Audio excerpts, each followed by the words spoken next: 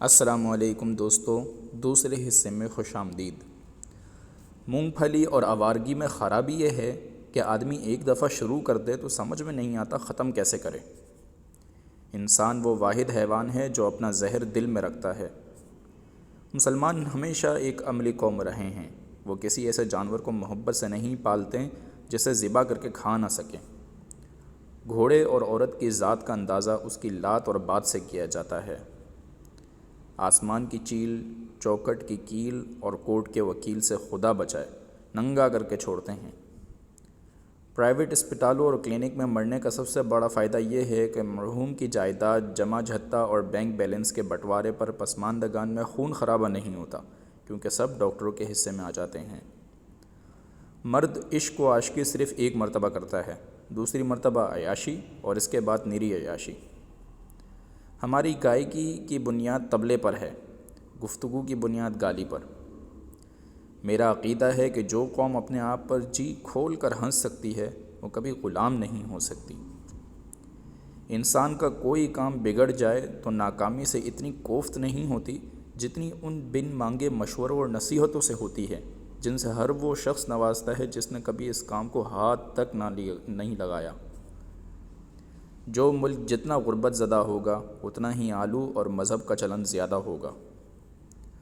مرد کی پسند وہ پلسرات ہے جس پر کوئی موٹی عورت نہیں چل سکتی۔ سچ بول کر ذلیل خوار ہونے کی بنسبت جھوٹ بول کر ذلیل و خوار ہونا بہتر ہے۔ آدمی کو کم از کم صبر تو آ جاتا ہے کہ کس بات کی سزا مل رہی ہے۔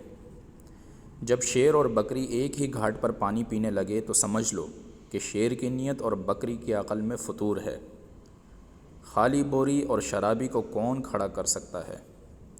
شریف گھرانوں میں آئی ہوئی دلہن اور جانور تو مر کر ہی نکلتے ہیں۔ بڑھاپے کی شادی اور بینک کی چوکیداری میں ذرا فرق نہیں، سوتے میں بھی آنکھ کھلی رکھنی پڑتی ہے۔ گالی، گنتی، سرگوشی اور گندا لطیفہ تو صرف اپنی مادری زبان میں ہی مزہ دیتا ہے۔ دشمنوں کی حسب عداوت 3 درجے ہیں: دشمن، جانی دشمن اور رشتہ دار۔ عورت کی ایڑی ہٹاؤ تو اس کے نیچے سے کسی نہ کسی مرد کی ناک ضرور نکلے گی۔ شراب کو ڈرنکس کہا جائے تو کم حرام معلوم ہوتی ہے۔ اس زمانے میں 100% سچ بول کر زندگی کرنا ایسا ہی ہے جیسے بجری ملائے بغیر صرف سیمنٹ سے مکان بنانا۔ اچھے استاد کے اندر ایک بچہ بیٹھا ہوتا ہے جو ہاتھ اٹھا اٹھا کر اور سر ہلا ہلا کر بتاتا جاتا ہے کہ بات سمجھ میں آئی کہ نہیں۔ مڈل کلاس غریبی کی سب سے قابل رحم اور لا علاج قسم وہ ہے جس میں آدمی کے پاس کچھ نہ ہو لیکن اسے کسی چیز کی کمی محسوس نہ ہو۔ نشہ اور سوانح حیات میں جو نہ کھلے اس سے ڈرنا چاہیے۔ مسلمان لڑکے حساب میں فیل ہونے کو اپنے مسلمان ہونے کی آسمانی دلیل سمجھتے ہیں۔ ہمارا عقیدہ ہے کہ جسے ماضی یاد نہیں رہتا اس کی زندگی میں شاید کبھی کچھ ہوا ہی نہیں، لیکن جو اپنے ماضی کو یاد ہی نہیں کرنا چاہتا وہ یقیناً لوفر رہا ہوگا۔